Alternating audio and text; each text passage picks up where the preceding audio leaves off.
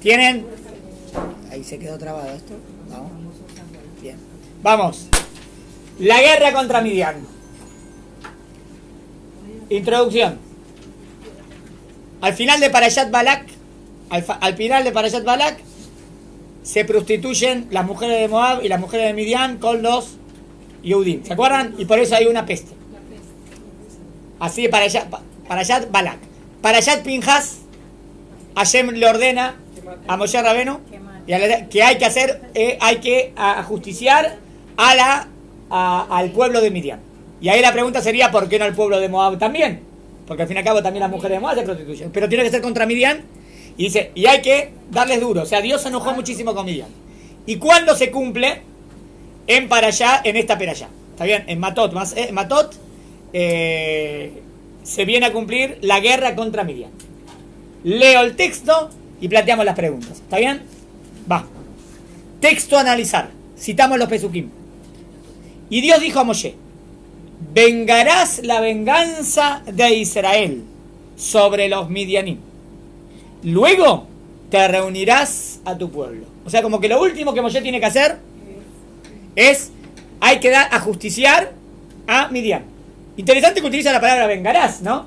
Que hubiésemos dicho la palabra vengarás es una palabra mala. Pero sin embargo Dios acá está diciendo que lo tenés que hacer. Entonces hay que analizar, ¿no?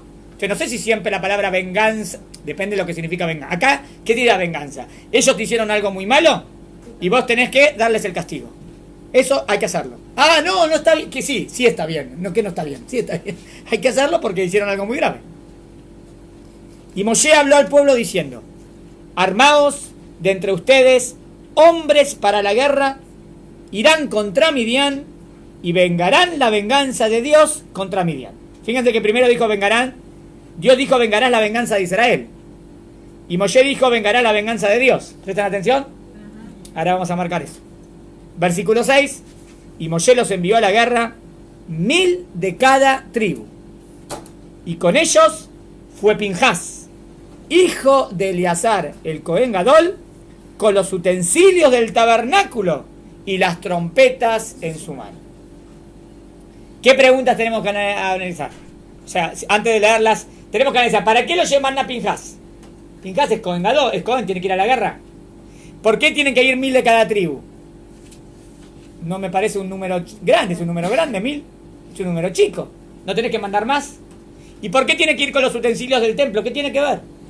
¿Está bien? ¿Y por qué cambió? Vamos a las preguntas. Preguntas. Dios dijo a Moshe: vengarás la venganza de Israel. Y Moshe dijo: vengaremos la venganza de Dios. ¿Por qué Moshe cambia lo que Dios le dijo? ¿Se entendió la pregunta? ¿Ven el pasú? Está en pasú para que vean la diferencia, ¿no? ¿Ven la diferencia? Pregunta 2. ¿Qué función tenía Pinjas en la guerra? Pinjas es Cohen, el Cohen Gadol tiene que ir a la guerra. ¿Para qué tiene que ir a la guerra? Es un Cohen. 3. ¿Por qué los jefes no se dieron cuenta de lo que tenían que hacer? Ah, esto no lo planteamos ahí. Cuando vuelven, dicen que dejaron a las mujeres vivas. Está bien. Seguramente antes de ir a la guerra habrían recibido instrucciones muy precisas y Moshe dice, pero dejaron a las mujeres vivas y fueron las que les hicieron hacer el pecado. Pero no entiendo, ¿y los soldados no se dieron cuenta? Moshe no dio preciso lo que tenían que hacer. ¿Entendió la pregunta? 4. ¿Por qué 1000 de cada tribu? En total 12.000. Es un número muy pequeño para enfrentar a cientos de miles o tal vez 1.000.000 de midianitas. ¿Vas con 12.000 contra 1.000.000? No te conviene. ¿Por qué mandó tan pocos? Última pregunta.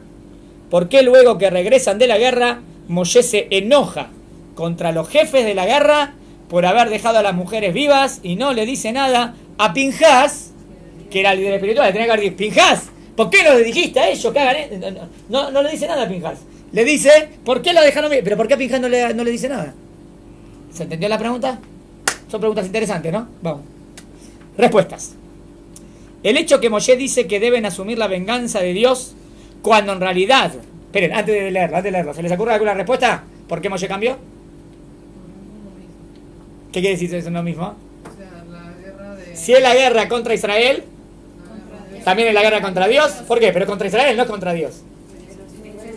Israel es el pueblo de Dios. ¿Entiendes? Es buena la idea.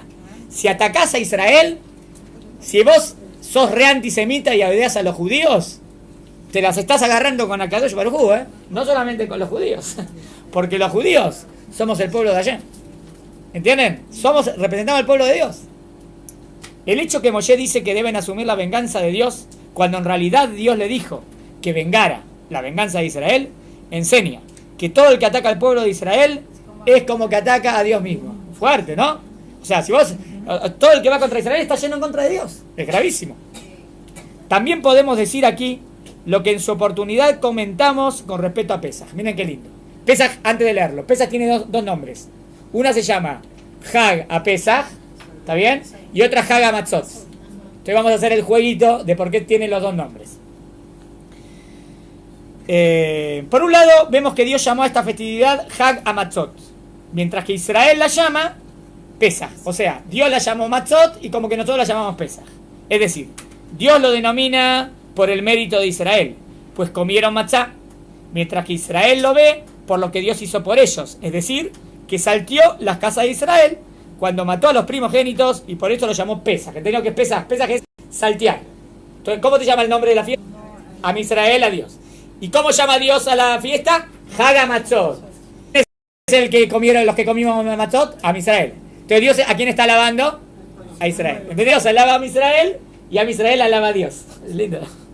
Es como una relación de afecto mutuo. Lo mismo ocurre aquí. Dios le dice a Moshe que alecciona a los midianitas por lo que le hicieron a Israel. Mientras que Moshe dice que hay que aleccionar a los midianitas por lo que atentaron contra Dios al hacer que el pueblo de Israel se aleje y abandone a Dios, yendo en pos de la idolatría. O sea que cada uno es como que vela por el otro. O sea, Moshe quiere mucho a Dios, está bien, Dios quiere mucho a Israel y a Israel quiere mucho a Dios. ¿Se entendió la idea? Sí. Muy bien. Contestamos la primera pregunta. Sigue. Esto es un mensaje muy profundo para Israel. Lo más importante para Israel es Dios. Hashem u a Elohim. Pueden hacerle a Israel muchas cosas, pero el bien más preciado es Dios. Y cuando tocan lo más preciado nuestro, no cedemos y estamos dispuestos a pagar el precio más alto. Es por eso que declararon la guerra total contra Midian, sin dejar a ningún sobreviviente. ¿Qué hizo este Midian? Hizo que Am Israel caiga en la idolatría. Nos tocaron lo más importante. Lo más importante es la Emuná en Hashem. Hicieron que Am Israel... No, eso no tiene perdón eso. Eso es algo gravísimo. Por eso Israel va con todo. Por el otro lado, cuando Dios ve los valores de este pueblo, entonces se convierte en el pueblo predilecto de Dios. Y Él lo protege. Un pueblo con semejantes valores, nadie debería atreverse a tocarlo, porque Dios vela por ello. Perfecto. Bien. Acá con mucho ruaj y con mucho espíritu nacional. Digo del otro lado. Una idea similar es lo que dice el Pirkei Avot. Miren este Pirkei Avot, qué lindo. Haz su voluntad como si fuera la tuya, para que Él anule la voluntad de los demás ante la tuya. Dice, vos tenés que hacer la voluntad de Dios como si fuera tu voluntad. O sea, lo que Dios quiere que hagas, hacelo como que fuese tuyo. Y Dios va a anular, ¿está bien?, la voluntad de los demás.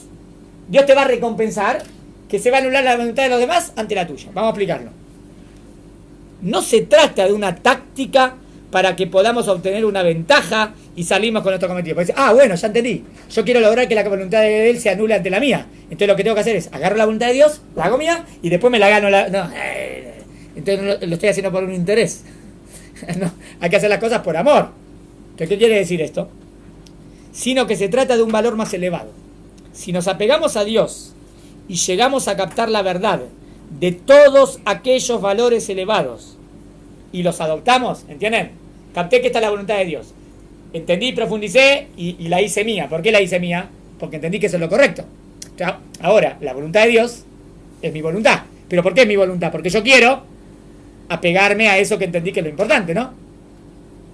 Entonces, en la práctica, lo que ocurrirá es que nadie podrá interponerse ante nosotros. La voluntad de los otros se anulará ante la tuya. Inclusive, si un enemigo viene en contra tuya, Dios te va a proteger. Pues nadie puede ir en contra de la voluntad de Dios. Y al hacer nosotros la voluntad de Dios, es lo que finalmente se impondrá. ¿Entendieron? Está la voluntad de Dios. Yo todavía no tenía eso. Yo estudié y entendí que esa era la voluntad de Dios. Entonces, yo la hago mía. Entonces ahora yo represento la voluntad de Dios. Ahora alguien me quiere hacer algo malo. Entonces ahí no lo va a dejar. ¿Por qué? Porque esa persona está yendo en contra de la voluntad de Dios. O sea, nosotros representamos a Dios, en otras palabras. Somos el pueblo de Dios. En síntesis, Israel es un pueblo preciado y un pueblo santo. No se trata de algo genético, sino que es por los valores de este pueblo lo que lo hace merecedor de semejante estatus. ¿Qué quiere decir? No se trata de algo genético. Nací judío, ya soy especial. ¿Por nacer judío soy especial? ¿Por nacer judío soy especial o por comportarme como judío? No por nacer, por comportarme. Hay algunos que piensan, no, ya soy judío, ya soy el pueblo elegido. No es así. Es el pueblo elegido para una misión. Pero tenés que comportarte bien. Si no, ese es el objetivo. Por lo tanto, cuando el pueblo abandona esos valores, ¿qué pasa? Si a Israel hubo tiempos a veces abandonar esos valores, entonces es lógico que temporalmente aquel pacto se rompe. Temporalmente, nunca eternamente, porque eternamente el pacto es para siempre. Pero puede ser que de repente a Israel se portó mal y le viene castigo, ¿no? Tal como nos dice la Torá cuando nos habla de las cosas malas que le ocurrirá al pueblo en caso de que abandonemos las mitzvot, los preceptos. ¿Cuál es la función de Pinhas? ¿Se les ocurre a ustedes? Porque Pinhas no es un guerrero.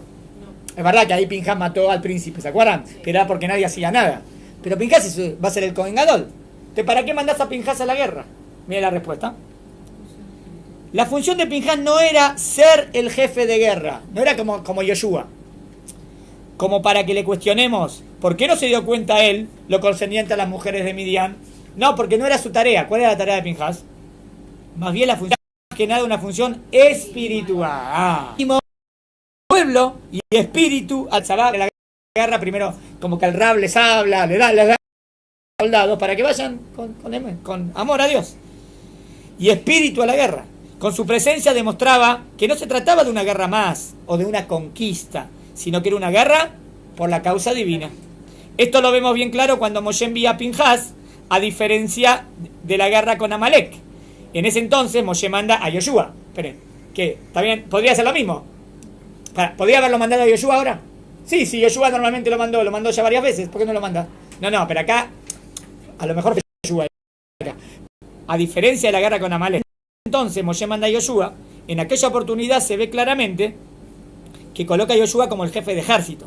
En cambio ahora con Pinhas no lo pone como jefe de ejército, sino que la función que le otorga a Pinhas es ir con el ejército y llevar los utensilios ¿para qué?